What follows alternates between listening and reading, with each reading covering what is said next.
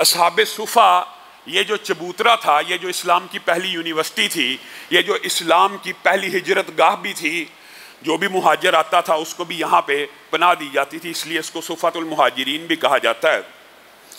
नबी करीम सल्लल्लाहु अलैहि वसल्लम ने यहाँ पे तरबियत का ये अंदाज बनाया हुआ था कि यहाँ पे सिर्फ अबू हुरैरा या अबू ज़र ग़िफ़ारी असहाबे सुफ़ा में शामिल नहीं थे, बल्कि गसीलुल मलाइक का हज़रत हंज़ला भी इसी मदरसे से फ़ारग हैं, हब्बाब बिन अरत भी इसी मदरसे से फ़ारग हैं, बिलाल बिन रिबाह भी इसी मदरसे के हैं, हुदैफ़ा बिन यमान भी इसी मदरसे के हैं, अब्दुल्ला बिन मसऊद भी इसी मदरसे के हैं, इरबाज बिन सारिया भी इसी मदरसे के हैं।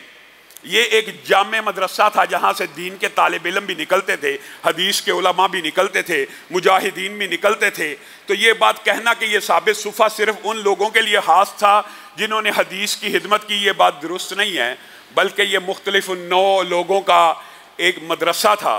और रसूलुल्लाह सल्लल्लाहु अलैहि वसल्लम ने मस्जिद में आने के बाद सबसे पहले इसका क़याम करके इस बात के ऊपर मोहर तस्दीक को सबत कर दिया कि इस्लाम में भी अव्वलियत है, अफजलियत है तो वो इल्म की है। और रसूलुल्लाह सल्लल्लाहु अलैहि वसल्लम ने अपने सहाबा को ये बातें समझा दी।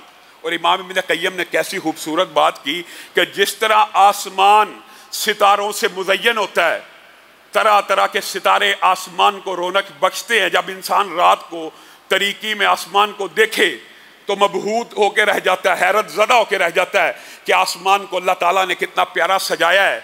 इसी तरह इन सितारों की मानन ज़मीन के ऊपर उलमा हैं जिनकी वजह से अल्लाह ताला ने ज़मीन को सजाया हुआ है। और अगर ये उलमा ना हो तो लोग तो जानवर बन जाएं, बल्कि जानवरों से भी बदतर बन जाएं। इसीलिए रसूलुल्लाह सल्लल्लाहु अलैहि वसल्लम ने आबिद के ऊपर आलम की फजीलत की अहादीस इस असहाबे सुफ़ा के मदरसे की अहमियत को वादे करने के लिए बयान करते गए।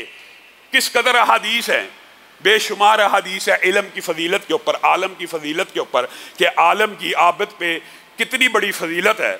और बाद मुहद्दिसीन ने तो ये लिख दिया 2000 आबिद भी सजदा रकू ज़िक्र इलाही करते रहे, इस्लाम को उनसे इतना फ़ायदा नहीं पहुँचता जितने एक आलम से पहुँचता है। और रसूलुल्लाह सल्लल्लाहु अलैहि वसल्लम ने भी कह दिया कि आलम की जो फजीलत आबिद के ऊपर है ऐसे ही है जैसे मेरी तुम लोगों के ऊपर है। और रसूलुल्लाह सल्लल्लाहु अलैहि वसल्लम ने ये सारी फजीलतें असहाबे सुफ़ा की अहमियत को ज़ाहिर करने के लिए की। और अगर आप समझते हैं कि दीनी मदारस की, दीन के तलबा की कोई हैसियत नहीं है, तो रसूलुल्लाह सल्लल्लाहु अलैहि वसल्लम ने तो यहाँ तक कह दिया जब बंदा घर से निकलता है इल्म हासिल करने के लिए, आज जुम्मे में आप दीन की कोई बात समझने के लिए आए हैं, तो मुहद्दिसीन ने यह भी लिखा कि जो दीन सीखने के लिए सिर्फ घर से निकल जाता है, मुस्तकिल की बात नहीं है, मस्जिद में आए हैं कि दीन की चंद बातें सीख लें, अभी वो बंदा घर से निकलता है, आसमान के फरिश्ते नाजिल होते हैं, उनके पाँव के नीचे अपने पैरों को बिछा देते हैं, समुंदर की मछलियाँ, बिलों की चूंटियाँ उनके लिए दुआए मगफिरत शुरू कर देती हैं। तो जो बंदा सारा साल ही मदरसे में हो, जो बच्चा हमेशा ही दीन का तालिब इल्म हो, एक दफ़ा चल के आने वाले की ये फजीलत है, तो हमेशा के लिए पढ़ने वाले की क्या फजीलत होगी, आप खुद अंदाज़ा कर लीजिए। इनके जो फ़ज़ाइल हैं उनमें से ये एक लंबा बाब है, चूँकि सीरत के अंदर आया है इसलिए इसको तेज़ी से बयान करके आगे चलेंगे।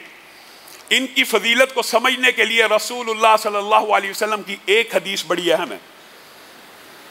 हज़रत फ़ातिमा, उनके हाथों पे छाले पड़ गए, चक्की चला चला के छाले पड़ गए।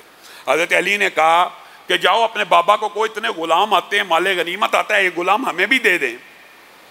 ये दुनिया का सबसे अजीम बाप है और ये कायनात की सबसे अफजल बेटी है। आज मैं और आप भी बेटियों वाले हैं, हम अपनी बच्चियों की कैसी तरबियत करते हैं। अगर हमारी बच्ची को आके कहे कि बाबा हाथ छल्ली हो गए हैं, आटा पीस पीस के, चक्की चला चला के, तो आज का बाप कहेगा बड़ा जालिम है तेरा खामन, तेरी हेल्प नहीं करता, तेरी मदद नहीं करता, तुझे काम वाला नहीं ला के दिया। रसूलुल्लाह अपनी बेटी को कह रहे हैं वो मर्द दरवेश अली है, उसकी खिदमत में अपने आप को खपा ले, उसकी खिदमत में अपने आप को खपा ले। और यहाँ तक बस नहीं, बेटी फातिमा गुजारिश कर रही है कि बाबा एक गुलाम दे दीजिए, कोई घर के कामों में मेरा मददगार बन जाए।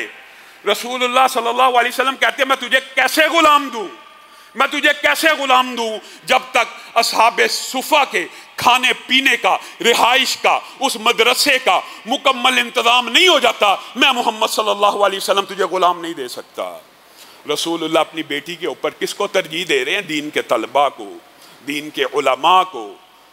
रसूलुल्लाह सल्लल्लाहु अलैहि वसल्लम ने साथ में एक नसीहत भी कर दी कि मैं उस वक़्त तक तुझे गुलाम नहीं दूंगा जब तक असहाबे सुफ़ा के खाने पीने का, रहन का, बूदोबाश का मुकम्मल तौर पे खर्चा मैं नहीं उठा लेता। हाँ, एक काम मैं तुझे करके बता देता हूँ, ये 33 मरतबा तस्बीह फ़ातिमा जिसको आप जानते हैं, सुभान अल्लाह, अल्लाहु अकबर, अल्हम्दुलिल्लाह, ये पढ़ लिया कर।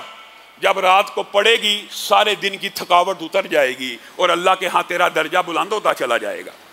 रसूलुल्लाह सल्लल्लाहु अलैहि वसल्लम ने तदबीर भी बता दी और असहाबे सुफ़ा की अहमियत का जो इदराक था उम्मत को देना वो भी समझा दिया। सिर्फ ये एक हदीस काफ़ी है समझने के लिए कि दीन के मदारस की, दीन के तालीम की और उलमा की इस्लाम में कदर व मंज़िलत और हैसियत क्या है।